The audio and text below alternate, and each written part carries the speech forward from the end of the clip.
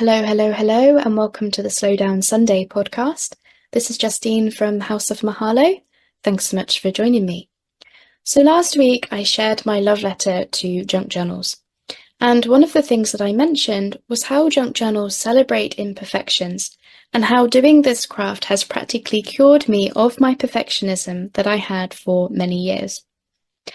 And there's one culture that celebrates this fact more than any others.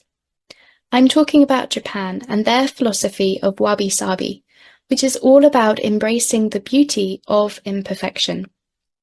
I thought it would be interesting to talk a little about it, especially among those of us who love junk journals and crafting and handmade items for all their beautiful imperfections. So what exactly is Wabi-Sabi?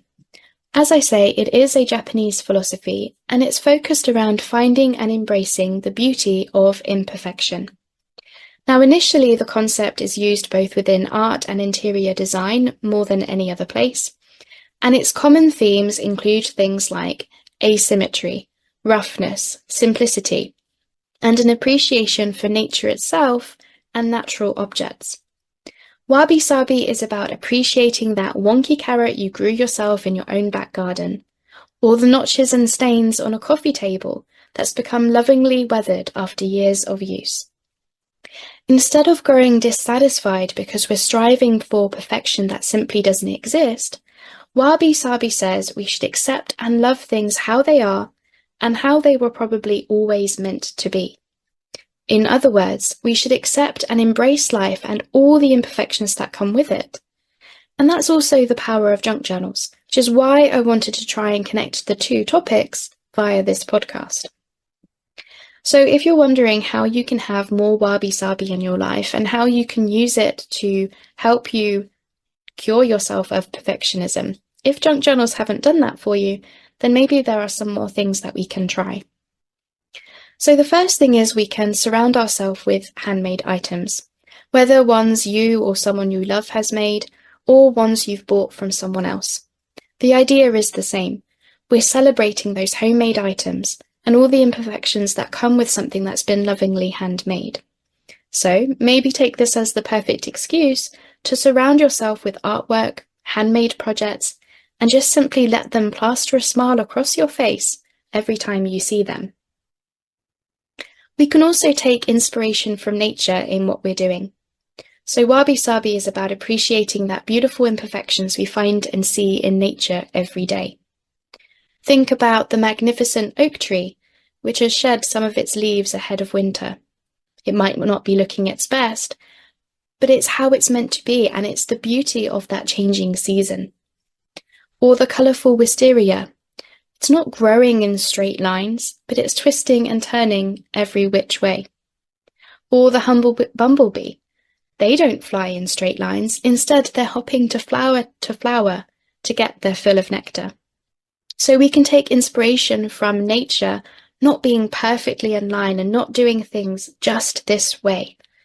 Take the random, take the unexpected, take the surprise that nature gives us, and incorporate that into our home and craft projects, maybe through the topics and themes that we use to decorate our journals or decorate our homes with, or by using natural materials, wood, wicker, hessian, seashells, twigs, branches, bark, all these things that come from nature. We can bring the outside in through real plants and flowers that we're incorporating into our projects and ideas and lifestyle. Another thing that Wabi-Sabi teaches us is to hide or remove anything from life that doesn't bring you joy.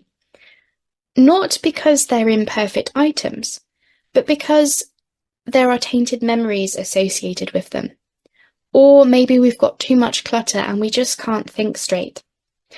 The idea of Wabi-Sabi is to get that wonderful home sweet home feeling by ensuring that we're only surrounding ourselves with the things we love most and that really bring us joy and happiness every time we see or use them.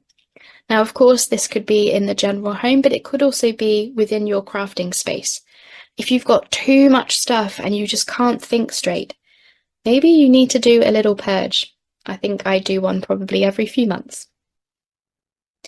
We can also try crafts that embrace the beauty of imperfection. So if you're already making junk journals, you of course are already doing this, but my goal with this podcast is also to try and convince others to give them a go. So we can really focus on those crafts that look past perfect straight lines.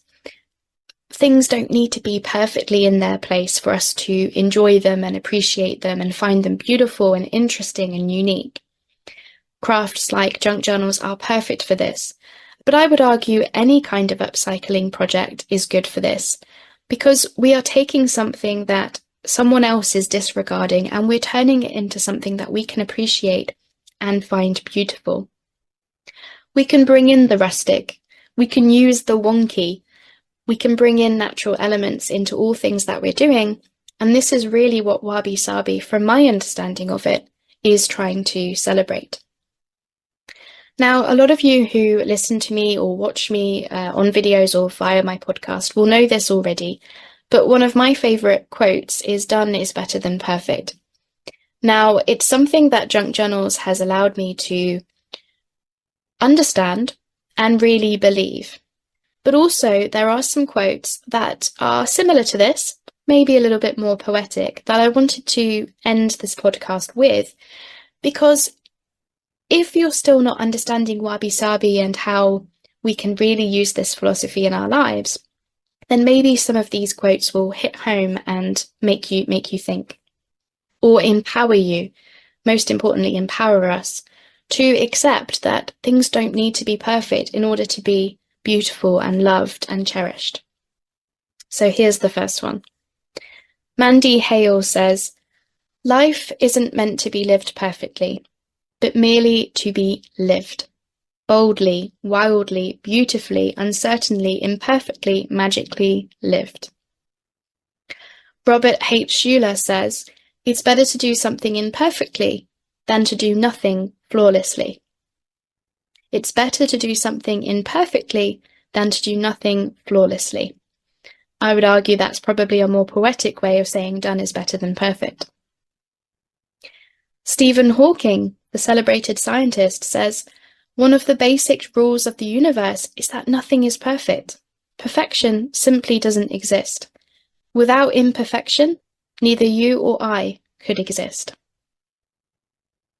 John Ruskin says, "To banish imperfection is to destroy expression, to check exertion, to paralyze vitality. In other words, to paralyze life." Horatio Jones says, "Flaws. We all have them. But they're all about perception. What I consider as a flaw may not be what someone else considers a flaw." And that also takes me back to art and junk journals and everything that we're trying to do here. We might not make them in the same way as each other. We might not decorate things in the same way. But that doesn't mean that we can't celebrate the beautifulness and the interesting and the unique that comes with them. Somebody else might consider something imperfect or a flaw, but we might not so, and vice versa. So don't let the fear of imperfection hold you back. Izzy Victoria Oduasi, I'm really sorry if I'm pronouncing that wrong, says, "Don't aim for perfection. Aim for better than yesterday." Ralph Marston says, "You were born to be real, not to be perfect."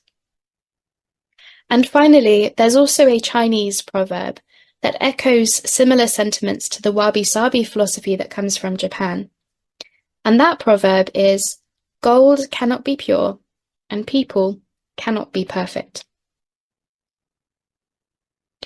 I hope that you've been able to get something out of today. As I say, I wanted to really try and tie the Japanese philosophy of Wabi-Sabi into junk journals and crafting and everything that we're doing here, because they both have the same goal, they both have the same idea behind them, and that is to celebrate the beauty and truly embrace and celebrate the beauty of imperfection.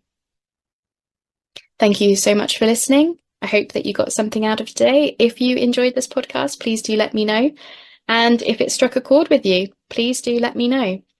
How else can we have more Wabi-Sabi in our lives? Let me know in the comments. Thanks so much for listening, and I will speak to you next time. Bye-bye for now.